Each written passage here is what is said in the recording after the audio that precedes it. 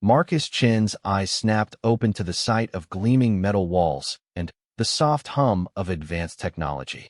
His head pounded like someone had used it for target practice, and his mouth tasted like he'd been chewing on copper wiring for a week. The last thing he remembered was working late at the observatory, tracking that strange signal from deep space. Now he was lying on what felt like the world's most comfortable medical bed, staring at a ceiling that definitely wasn't made on Earth. He tried to sit up, but his muscles felt like overcooked pasta. The room around him was unlike anything he'd ever seen. The walls curved seamlessly into the ceiling, covered in panels that pulsed with soft blue light. Strange symbols scrolled across transparent screens that hung in midair, and the air itself seemed to shimmer with some kind of energy field. "You're awake," a voice said from somewhere above him. Marcus turned his head, searching for the source. A figure stepped out of what he could have sworn was solid wall just seconds before. She was tall, maybe 6 feet, with pale blue skin that seemed to glow from within. Her hair was white as fresh snow, flowing down her back like liquid starlight. But it was her eyes that caught his attention. They were completely black, like looking into the depths of space itself. "Where am I?" Marcus managed to croak out, his voice rough from disuse. "You are aboard the research vessel Asteria," she replied, her voice carrying an odd musical quality. "I am Dr. Zara of the Alterian Science Collective. You have been unconscious for 72 of your Earth hours." Marcus tried to process this information. Aliens. Real aliens. And he was apparently their guest, or maybe their prisoner. "How did I get here?" "The last thing I remember was at the observatory." "You were selected," Zara said simply, moving closer to examine some kind of floating display that appeared next to his bed. "Your work with radio astronomy caught our attention. Specifically, your ability to decode complex signal patterns that others deemed random noise." The mention of his work sent memories flooding back. He'd been tracking an unusual signal for months, something that seemed almost too organized to be natural, but too complex to be artificial. His colleagues had written it off as cosmic background radiation, but Marcus had been sure there was a pattern hidden in the chaos. "The signal," he said, sitting up despite his weakness. "You sent it." "Correct." Zara's expression was unreadable, but he caught something that might have been approval in those dark eyes. "It was a test. Out of your entire species, only you recognized it as communication rather than noise. That makes you valuable to us." Marcus swung his legs over the side of the bed, pleased to find his strength returning. The room was warm, and he realized he was wearing some kind of soft, light fabric instead of his usual clothes. "Valuable how? And where exactly are we?" "We are currently in orbit around your moon," Zara replied, waving her hand to make one of the walls become transparent. Marcus gasped at the sight of Earth hanging in space like a blue marble, beautiful and fragile against the star-filled darkness. "As for your value, that will become clear in time. For now, you need to recover your full strength." "You kidnapped me," Marcus said, the reality of his situation beginning to sink in.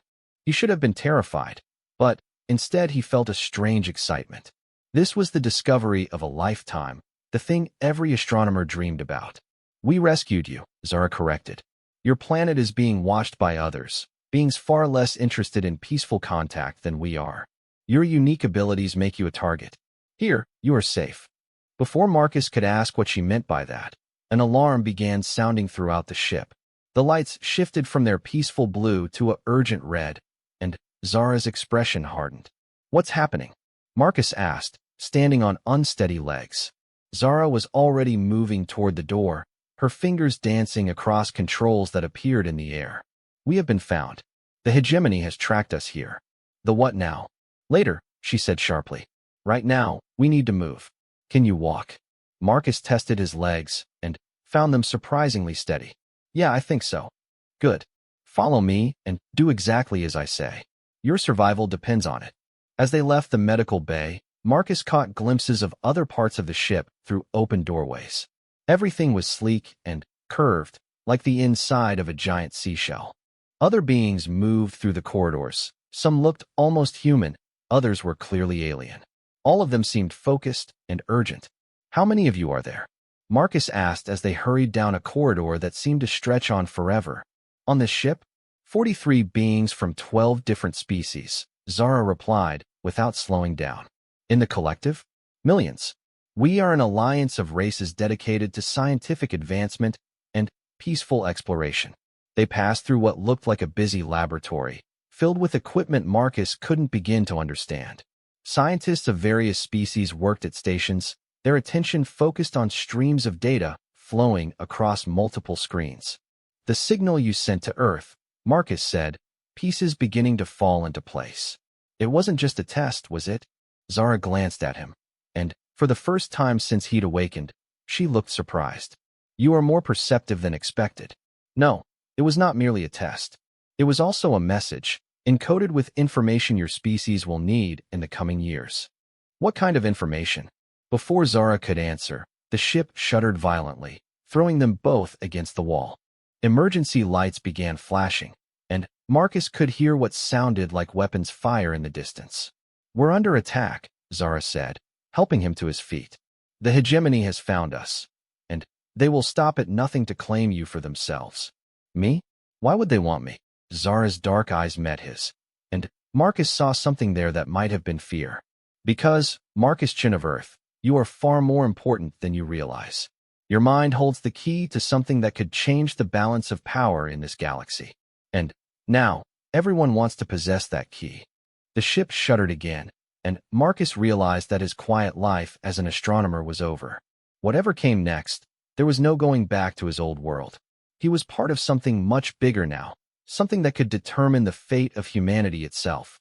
The ship lurched sideways as another blast hit their hull, sending Marcus and Zara tumbling down the corridor. Emergency lighting bathed everything in harsh red as alarms wailed throughout the vessel. Marcus grabbed onto a support beam, his astronomer's mind automatically trying to calculate trajectory and force based on the ship's movement. This way, Zara shouted over the noise, pulling him toward what looked like an elevator shaft. But, instead of doors, there was just an empty tube filled with swirling energy. Do not resist the field. Before Marcus could ask what she meant, Zara stepped into the energy field and vanished upward like she'd been caught in an invisible tornado. Marcus took a deep breath and followed, feeling the strange tingling sensation as the field grabbed him and pulled him through the ship's levels faster than any elevator he'd ever experienced. They emerged onto what was clearly the bridge, a vast circular room dominated by a massive view screen showing the space around Earth's moon. Marcus's breath caught as he saw their attackers for the first time. 3 massive ships, each easily 10 times the size of the vessel they were on, hung in space like metal predators. Their hulls were black as coal, covered in weapon arrays that glowed with menacing energy. Hegemony dreadnoughts, said a voice behind them. Marcus turned to see another alien, this one tall and covered in what looked like living crystal formations. They brought significant firepower for one small research ship. Captain Thex, Zara acknowledged with a nod. How long do we have? Our shields will hold for perhaps 10 more minutes. The crystal being replied, his voice like wind chimes in a storm. After that, they will board us. They clearly want the human alive, or they would have simply destroyed us already. Marcus watched the tactical display showing their ship's defensive systems struggling against the overwhelming firepower. Why are they so interested in me? I'm just a guy who looks at radio signals for a living. Captain Thex's crystal formations shifted color from blue to deep purple. Show him the decoded message, Dr. Zara. He has the right to understand what he has become part of. Zara moved to a control station that responded to her touch by creating a 3-dimensional holographic display in the air. Marcus recognized the signal pattern immediately. It was the same one he'd been tracking for months, but now he could see layers of meaning he'd never imagined. Your species calls it the WOW signal, Zara explained. But it was not from us. It was a fragment of something much older, a piece of ancient technology that has been drifting through space for millions of years. When you decoded its basic pattern, you proved your mind could interface with Forerunner technology. Forerunners. Marcus stared at the swirling patterns in the hologram, seeing mathematical relationships that seemed to shift and change even as he watched. The species that came before all of us, Captain Thex said, his crystal formations now flickering between colors. They disappeared eons ago, leaving behind artifacts that we barely understand. But some of their technology requires a specific type of neural pattern to operate, a pattern that appears to be rare in the galaxy. Another massive impact shook the ship, and Marcus could see their shields flickering on the display. "And you think I have this pattern?" "We know you do," Zara replied. "The signal fragment you decoded contains the activation sequence for a Forerunner navigation system, a system that could revolutionize space travel for any species that can use it." Marcus's mind raced as he connected the dots. "And the hegemony wants to use me to activate Forerunner technology for themselves. The hegemony believes that advanced technology belongs only to those strong enough to take it," Captain Thex explained. "They have conquered 17 species in the past century, always seeking more powerful weapons and tools. A human who can interface with Forerunner systems would make them unstoppable." The view screen suddenly filled with the image of another alien, this one clearly from one of the attacking ships. It had gray skin stretched tight over angular bones, with 4 arms and eyes that glowed like molten metal. When it spoke, its voice was like grinding metal. "Collective vessel, you will surrender the human immediately. Resistance will result in the destruction of your ship and the deaths of all aboard. You have 60 seconds to comply." Captain Thex's crystal formations blazed with angry red light. "Signal the fleet. All ships, prepare for emergency jump to Rally Point 7.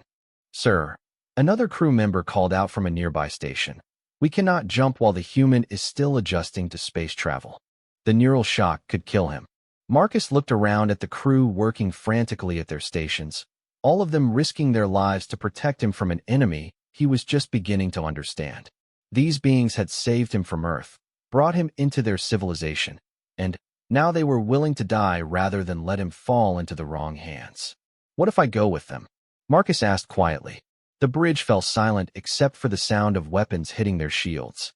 Zara turned to stare at him, her black eyes wide with shock. "You do not understand what you are suggesting," she said. "The hegemony does not make allies. They make tools. They would use you until you broke, then discard you, and move on to conquer your species. But if I stay here, you all die anyway," Marcus pointed out. "At least if I surrender, maybe I can find a way to escape later." 30 seconds. The hegemony commander's voice crackled from the speakers. Captain Thex moved to stand beside Marcus, his crystal formations now cycling through every color of the spectrum. "There is another option, but it is dangerous for all of us, especially you." "I'm listening." "We could attempt to jump anyway. The neural shock might not kill you. Humans have proven remarkably adaptable in our previous encounters with your species. But even if you survive, the experience will be intense." Marcus looked at the tactical display showing their shields failing and the massive enemy ships moving closer. He thought about Earth, about his quiet life at the observatory, about the signal that had started all of this. He thought about the choice between certain capture by beings who saw him as a tool or taking a chance with beings who saw him as a person worth saving. 10 seconds. The hegemony commander announced. "Do it," Marcus said firmly. "Jump." Captain Thex's formations blazed with bright white light as he gave the order. "All ships, emergency jump. Coordinates Rally Point 7. Execute on my mark." The hegemony ships were moving to surround them now, weapon ports glowing as they prepared to fire. Marcus could see smaller vessels launching from their bays, boarding craft ready to cut through the collective ship's hull. "Mark," Captain Thex commanded. The universe twisted around them like a kaleidoscope made of stars. Marcus felt something grab hold of his consciousness and pull it through dimensions that had no name, past realities that existed only in mathematical theory. His last coherent thought before the neural shock hit was that he hoped he would still be himself when they arrived wherever they were going. Then, everything went white, and Marcus Chen learned what it truly meant to travel among the stars. Marcus woke up feeling like his brain had been put through a blender and then reassembled by someone who had never seen a brain before. Every nerve in his body felt raw and oversensitive, as if someone had turned up the volume on all his senses to 11. The medical bay around him looked the same, but something fundamental had changed. Colors seemed more vivid. Sounds carried layers of meaning he'd never noticed before, and he could swear he could feel the ship's heartbeat in the walls around him. The neural pathways are stabilizing, he heard Zara say from somewhere nearby. Remarkable. Most beings require several days to recover from their first hyperspace jump. He was unconscious for only 6 hours. Marcus tried to sit up and discovered he could feel every individual fiber in the medical bed's fabric. Did we make it? Are we safe? For now, Zara replied, appearing at his bedside with what looked like a medical scanner in her hands. We are at Rally Point 7, a hidden station in the Kepler system. The hegemony does not know of its location. As his vision cleared, Marcus could see other figures moving around the medical bay. Some he recognized from the ship, but others were clearly new arrivals. A being that looked like it was made of living metal was examining readouts on a floating screen, while something that resembled a walking tree was tending to other patients on nearby beds. Who are they? Marcus asked, nodding toward the newcomers. Refugees, Zara explained, helping him sit up slowly. Other beings the hegemony has tried to capture or conquer. Rally Point 7 is one of several hidden sanctuaries maintained by the collective. The metal being approached their bed, its surface reflecting the medical bay's lights like a mirror. When it spoke, its voice sounded like music played on steel drums. So this is the human who can interface with Forerunner technology, it said, tilting its head in a way that seemed oddly familiar despite its alien appearance. I am Engineer Keth. I have been studying Forerunner artifacts for 3 centuries, and I have never seen anyone adapt to hyperspace exposure so quickly. Adapt how? Marcus asked, though he suspected he already knew the answer. Everything around him seemed more real somehow, as if he'd been looking at the world through dirty glass his entire life, and someone had just cleaned it. Your neural patterns have shifted, Engineer Keth explained, producing a holographic display that showed swirling patterns of light. Hyperspace exposure has unlocked latent abilities in your brain. This is what we hoped might happen, but the risk was considerable. Marcus studied the display, surprised to find that the patterns made sense to him in a way they hadn't before. It was like reading a language he'd never learned but somehow understood. These aren't just neural patterns. They're instructions. Zara and Engineer Keth exchanged glances that Marcus was beginning to recognize as the look aliens gave each other when humans did something unexpected. Most beings see neural patterns as static information, Engineer Keth said carefully. You are seeing them as dynamic code. That is a very Forerunner way of thinking. Before Marcus could ask what that meant, Captain Thex entered the medical bay, his crystal formations cycling through muted blues and greens. The council has assembled. They wish to meet our human friend. Marcus stood up, pleased to find his balance had returned to normal, though everything still felt hyper-aware around him. What kind of council? The leadership of the collective, Zara explained as they walked through corridors that seemed subtly different from the ship he remembered. Representatives from all member species who help coordinate our activities. They emerged into a vast chamber that took Marcus's breath away. The room was shaped like a giant sphere, with walkways and platforms arranged at different levels around the curved walls. Beings of dozens of different species stood or floated or perched at various points, all of them focused on a central platform where Marcus found himself standing with Zara and Captain Thex. Members of the collective, Captain Thex announced, his voice carrying clearly through the chamber's acoustics. I present Marcus Chun of Earth, the first human confirmed to possess Forerunner-compatible neural patterns.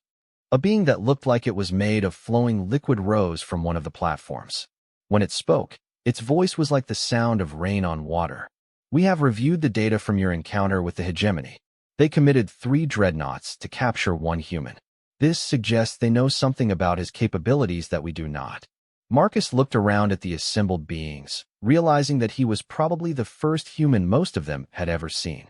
What exactly are these capabilities? Everyone keeps telling me I'm special, but no one's explained what that actually means. The liquid being flowed closer, taking on a more solid appearance as it approached. Forerunner technology does not merely respond to neural commands. It integrates with consciousness itself, becoming part of the user's thought processes. Most beings who attempt to interface with it suffer immediate and permanent brain damage. Engineer Keth moved to a control station that materialized from the floor, creating a 3-dimensional display in the center of the chamber. We have recovered 17 Forerunner artifacts over the past millennium. Only two have ever been successfully activated, and both times the users died within minutes of making contact. But you think I might be different? Marcus asked, studying the artifacts shown in the display. They were beautiful in a way that hurt to look at directly, forms that seemed to exist in more dimensions than the eye could process. Your species is young, said another council member, this one resembling a massive insect with iridescent wings. Your neural architecture is still flexible in ways that older species have lost through evolution. This may make you compatible with technology designed by beings who thought in ways we can no longer imagine. Marcus walked around the central display, examining the artifacts from different angles. One of them, a crystalline structure that seemed to contain swirling galaxies, called to him in a way he couldn't explain. What does this one do? The chamber fell silent. Marcus looked up to see every being in the room staring at him with something that might have been awe or terror. How did you identify the navigation nexus? Engineer Keth asked quietly. The what now? That artifact, Zara explained, her voice careful and controlled, is theorized to be a map of the entire galaxy, showing not just stellar positions, but also hyperspace currents, hidden civilizations, and the locations of other Forerunner sites. If it could be activated, it would revolutionize space travel, Marcus finished, the implications dawning on him. No wonder the hegemony wants to get their hands on me. The liquid being flowed closer. The question before this council is whether we should attempt activation, knowing the risks to your life, and the consequences if we succeed. Marcus looked around the chamber at beings who had risked everything to save him from capture, who were now offering him the choice of risking his life to help them all. He thought about Earth, alone and defenseless in a galaxy full of threats his species didn't even know existed. He thought about the hegemony, conquering civilization after civilization with superior technology. If I don't try, he said finally, the hegemony will eventually find another way to get what they want. And when they do, they'll come for Earth. Captain Thex's crystal formations blazed with approval. Then, we attempt activation.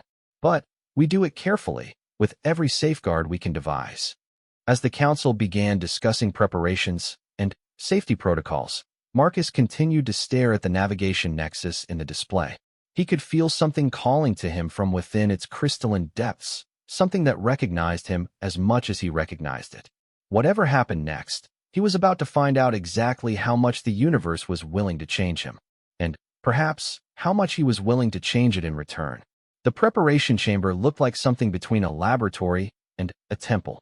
Ancient Forerunner symbols covered the walls, glowing softly with their own inner light, while modern collective technology surrounded a central platform where the navigation nexus waited. Marcus stood before it in a specially designed suit that would monitor his vital signs and neural activity while protecting him from energy feedback. Remember, Engineer Keth said for the 10th time, do not try to force a connection. Forerunner technology responds to intent and understanding, not willpower. Marcus nodded, though he wasn't entirely sure what that meant. The artifact was beautiful up close, about the size of a basketball, but seeming to contain infinite depth. Swirls of light moved through its crystalline structure like tiny galaxies being born and dying in fast forward. All monitoring systems are active, reported Dr. Vex, a spider-like being whose 8 arms worked independently at different control stations. Neural dampeners are standing by in case we need to break the connection quickly.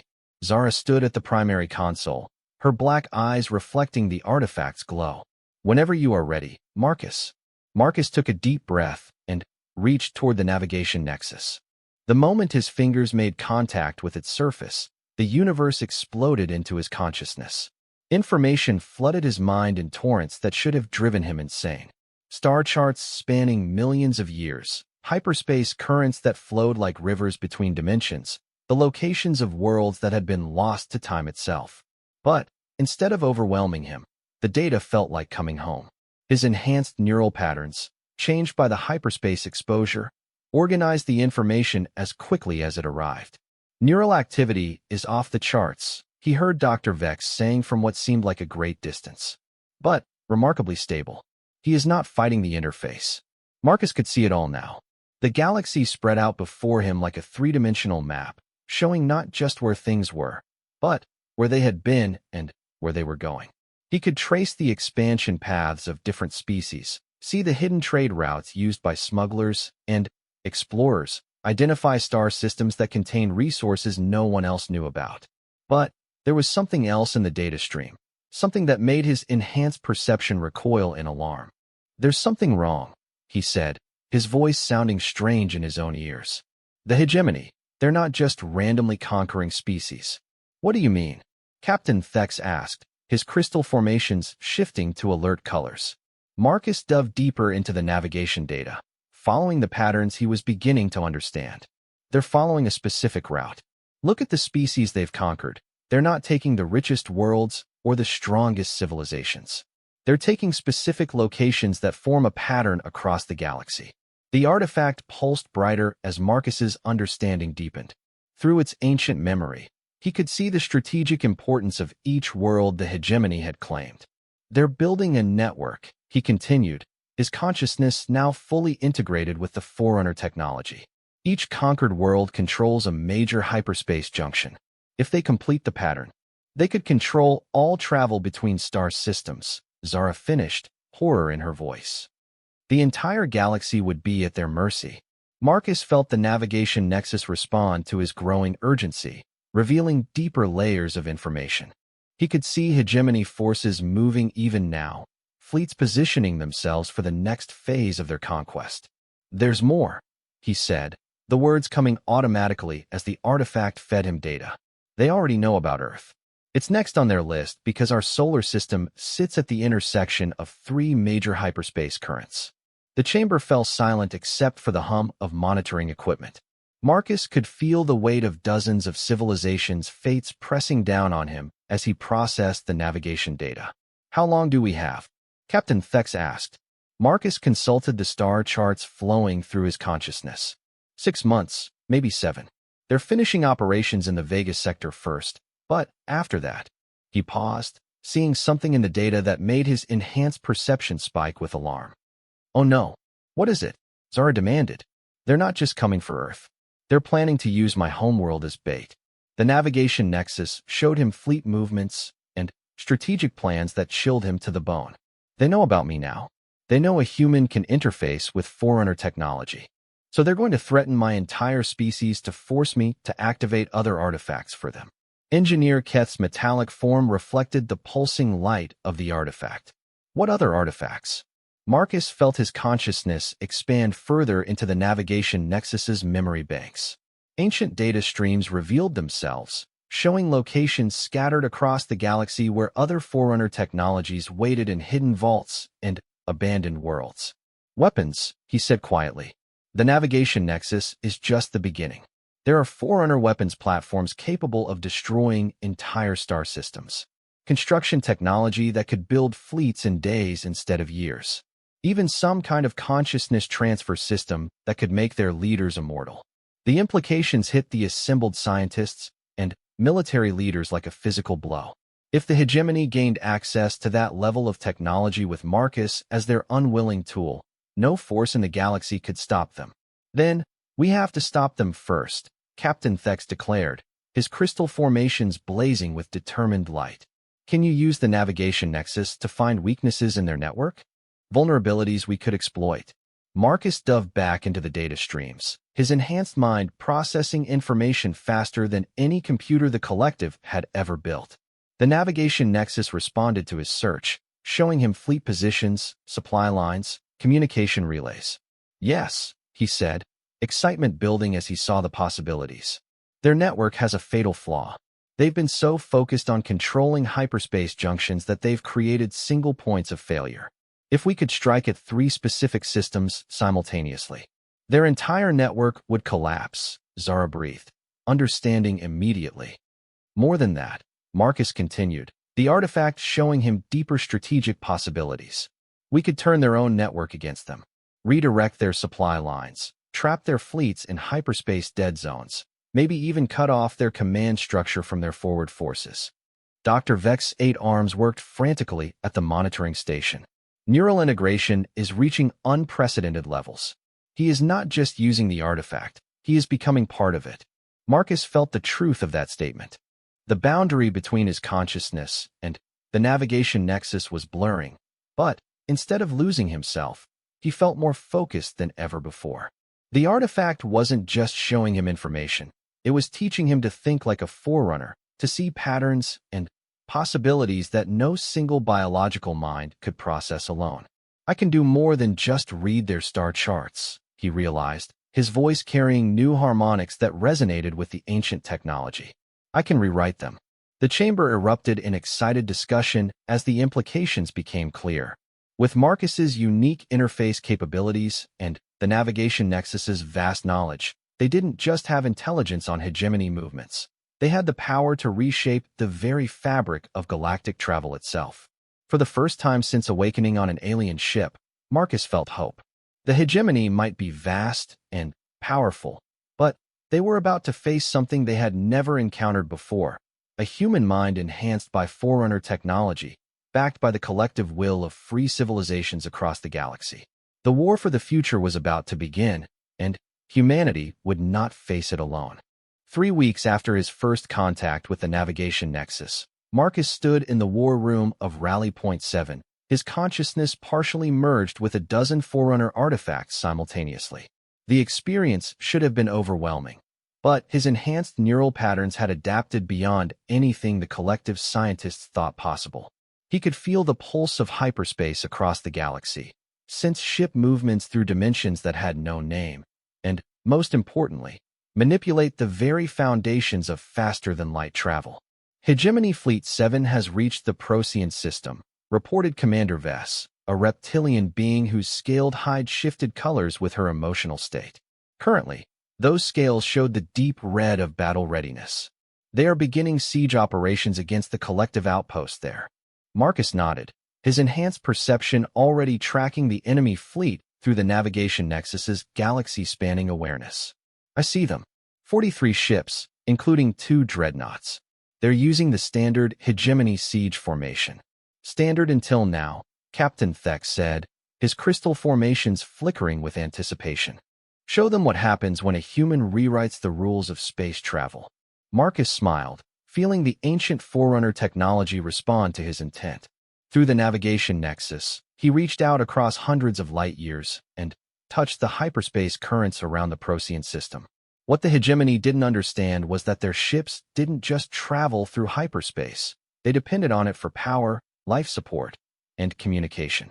Initiating hyperspace current reversal, Marcus announced, his voice carrying harmonics that resonated with the artifacts around him. On the strategic display, the collective forces watched in amazement as the hegemony fleet suddenly found themselves fighting against the very fabric of space itself. Their ships, designed to ride hyperspace currents like boats on a river, were now struggling against currents flowing in the opposite direction. Impossible, breathed Engineer Keth, his metallic form reflecting the data streams flowing around Marcus. You are literally rewriting the laws of physics in that region of space. Not rewriting, Marcus corrected, his consciousness diving deeper into the Forerunner systems. The laws are still the same.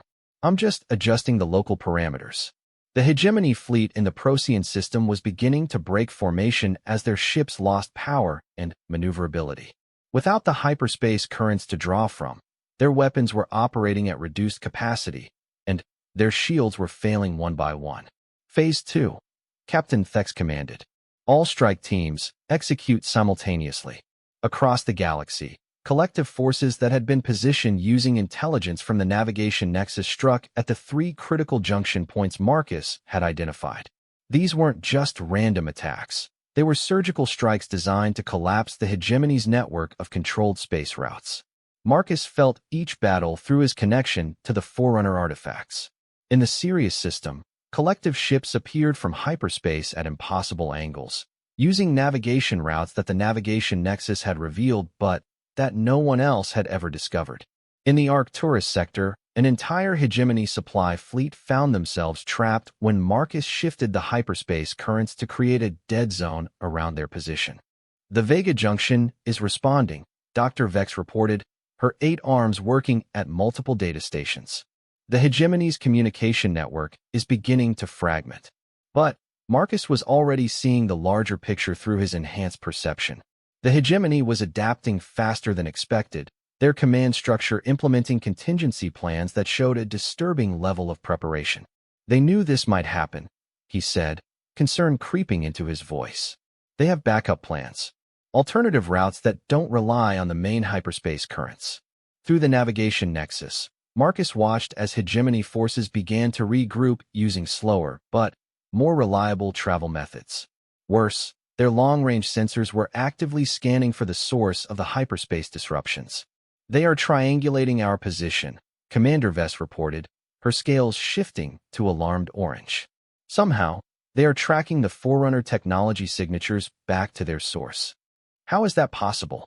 Zara asked from her position at the medical monitoring station. The Forerunners designed their technology to be undetectable.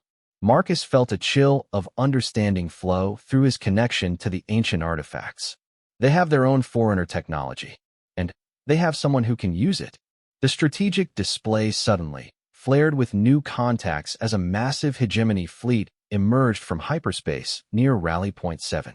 At the center of the formation was a ship unlike anything in the collective's databases, a vessel that seemed to blend hegemony engineering with technology that was unmistakably Forerunner in origin. Impossible, Engineer Keth whispered.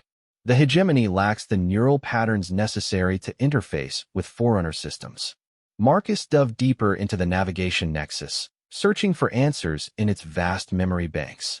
What he found made his enhanced consciousness recoil in horror. They don't have a natural interface, he said slowly. They made one. They've been experimenting on captured beings with compatible neural patterns, forcing artificial connections to Forerunner technology. The abomination of that concept hit everyone in the war room like a physical blow. The hegemony had been torturing and mutilating other beings to create their own version of Marcus's abilities. The ship approaching us, Marcus continued, his voice tight with anger. It's controlled by what's left of someone they've turned into a living computer. They've stripped away everything that made them a person and left only the parts that can operate Forerunner systems. Captain Thex's crystal formations blazed with furious light. Then, we stopped them. Can you counter their Forerunner technology? Marcus felt the challenge through his connection to the navigation nexus. The approaching ship was powerful, its tortured pilot skilled in the use of Forerunner systems. But there was something the hegemony hadn't understood about the technology they were so desperately trying to control. They're using it wrong, Marcus realized. Forerunner technology isn't meant to be controlled through force and pain. It responds to harmony, cooperation, understanding. Their artificial interface is powerful, but it's also unstable. Can you exploit that instability? Commander Vess asked, her scales shifting to hopeful green. Marcus reached out through the navigation nexus, feeling for the tortured consciousness trapped in the approaching hegemony ship. What he found there was barely recognizable as a sentient being, just fragments of awareness held together by artificial neural implants, and driven by constant agony. Not exploit, Marcus said quietly. Heal. Before anyone could ask what he meant, Marcus extended his consciousness across space, using the navigation nexus as a conduit to touch the damaged mind controlling the hegemony ship. He didn't try to fight or override their control. Instead, he offered something the hegemony had never given their victim: peace. The effect was instantaneous. The approaching hegemony ship shuddered to a halt as its pilot, freed from the constant pain that had driven them for years, simply chose to stop. The Forerunner systems aboard the vessel, no longer forced to operate through torture and coercion, began to shut down one by one. The hegemony fleet is breaking off, Commander Vess reported in amazement. Their command ship is dead in space, and the rest are retreating. Marcus slowly withdrew his consciousness from the navigation nexus, feeling drained but oddly peaceful. Through the ancient technology, he had felt the moment when a tortured being finally found rest. It was a reminder of why they were fighting, not just to win a war, but to preserve the things that made life worth living. This is only the beginning, he said to the assembled commanders and scientists. The hegemony will adapt again, find new ways to use Forerunner technology. But now I understand something they don't. Which is? Captain Thex asked. Marcus looked around at the diverse beings who had welcomed him into their civilization, who fought not for conquest, but for the right of all species to exist freely among the stars. The Forerunners didn't disappear because they were conquered, he said. They evolved beyond the need for physical existence. And their technology isn't just about controlling space and time. It's about understanding that consciousness itself is the most powerful force in the universe. As Rally Point 7 prepared for the next phase of the war, Marcus began to realize that his journey was far from over. The hegemony might have retreated for now, but they would return with new strategies and more twisted applications of Forerunner technology. But they would face a human who was learning to think like a Forerunner, backed by civilizations that understood the true meaning of cooperation. The galaxy was about to discover what humanity could accomplish when it refused to stand alone. 6 months after the Battle of Rally Point 7, Marcus stood on the observation deck of the collective flagship Harmony, watching Earth rotate slowly in the viewport. The blue marble looked exactly as he remembered it from his awakening aboard Asteria, but everything else had changed. His consciousness now existed simultaneously across multiple dimensions, interfaced with a network of Forerunner artifacts that spanned half the galaxy. He was still human, but he was also something more, a bridge between ancient wisdom and modern necessity. The evacuation is proceeding ahead of schedule, Zara reported from the command center behind him. 12 million humans have agreed to voluntary relocation to collective worlds. Another 50 million have chosen to remain and help establish Earth as a fortress world. Marcus nodded, his enhanced perception monitoring the massive logistics operation taking place around his homeworld.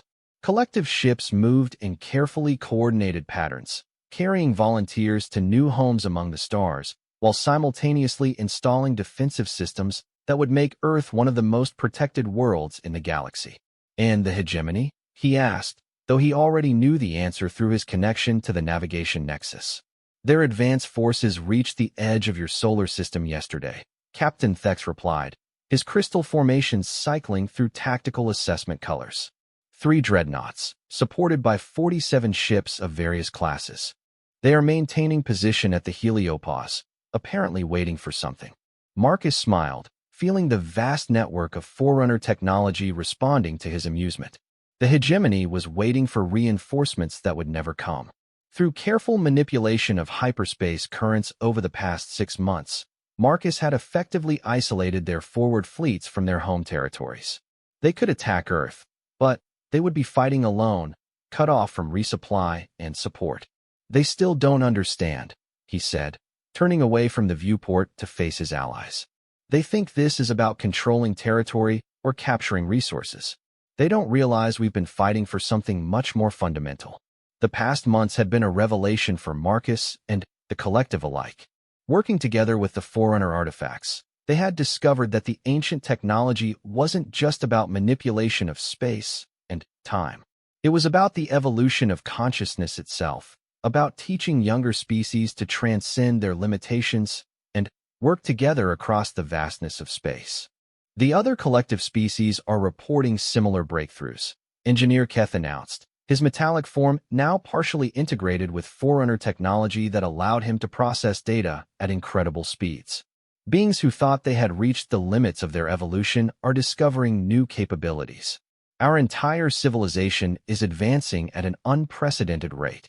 That was the true genius of the Forerunner legacy, Marcus had realized. They hadn't just left behind tools and weapons for others to fight over. They had left behind a curriculum, a systematic program for uplifting younger species and teaching them to see beyond the narrow confines of their individual existence. Signal from the hegemony fleet, Commander Vess reported, her scales shifting to alert orange. They are demanding your immediate surrender and the transfer of all Forerunner artifacts to their control. Marcus felt the response forming in his enhanced consciousness before he consciously decided on it. Through the navigation nexus, he reached out across space to touch the minds of every being in the hegemony fleet. But instead of the force and coercion they expected, he offered them something else entirely, understanding. The alien commander who appeared on the main view screen was the same one who had threatened them months ago at Earth's moon. But now, instead of the arrogant certainty Marcus remembered, he could see confusion and even fear in those molten metal eyes. Human, The hegemony commander said, his voice still like grinding metal but lacking its former confidence. You will surrender yourself and return the stolen Forerunner technology. Resistance will result in the destruction of your world. Commander Zex, Marcus replied, using the name he had learned from touching the alien's consciousness. I know why you're really here. Your people are dying. The hegemony commander's forearms tensed, and Marcus could feel the shock rippling through the enemy fleet. Through the navigation nexus, he had seen the truth about the hegemony's desperate expansion. Their homeworld was slowly becoming uninhabitable, their species facing extinction unless they could find new technologies to save themselves. You have been conquering other species not out of cruelty, but out of fear, Marcus continued. Your leaders have told you that only the strong deserve to survive, that you must take what you need by force. But there is another way. Lies, Commander Zex snarled. But Marcus could feel the uncertainty in his thoughts. The weak serve the strong. This is the natural order. The Forerunners were the strongest beings this galaxy has ever known, Marcus replied, his consciousness touching the vast database of ancient knowledge. They could have conquered every species, enslaved every world. Instead, they chose to teach, to guide, to help others become more than they ever imagined possible. Through the navigation nexus, Marcus began to share images and concepts directly with every being in the hegemony fleet. Not propaganda or manipulation, but raw truth, the history of species that had faced extinction and found salvation through cooperation instead of conquest. The story of civilizations that had transcended their limitations by working together rather than fighting alone. This is the choice your people face, Marcus said as the collective fleet moved into position around Earth. You can continue down the path of conquest and watch your species die slowly in isolation. Or you can join us in something greater. Commander Zex's molten eyes flickered as he processed the information flowing through his consciousness. Around him, Marcus could feel other members of the hegemony fleet experiencing their own moments of revelation as they saw what their civilization could become if they chose cooperation over domination. You offer us alliance? Commander Zex asked slowly. After we came to destroy your world, I offer you evolution, Marcus replied, feeling the Forerunner artifacts resonating with his words. The same choice the Forerunners offered to every species they encountered. The same choice we're offering to you now. For long moments, the communication channel remained silent as the hegemony commander struggled with concepts that challenged everything his species had believed for generations. Marcus could feel the debate raging through the enemy fleet as beings who had spent their lives following orders began to think for themselves. My leaders will not accept this, Commander Zex finally said. They will call it weakness, betrayal. Then, don't tell them, Marcus suggested with a smile. Tell them you destroyed the human fleet and captured the Forerunner technology. Tell them you're establishing a long-term occupation of this system.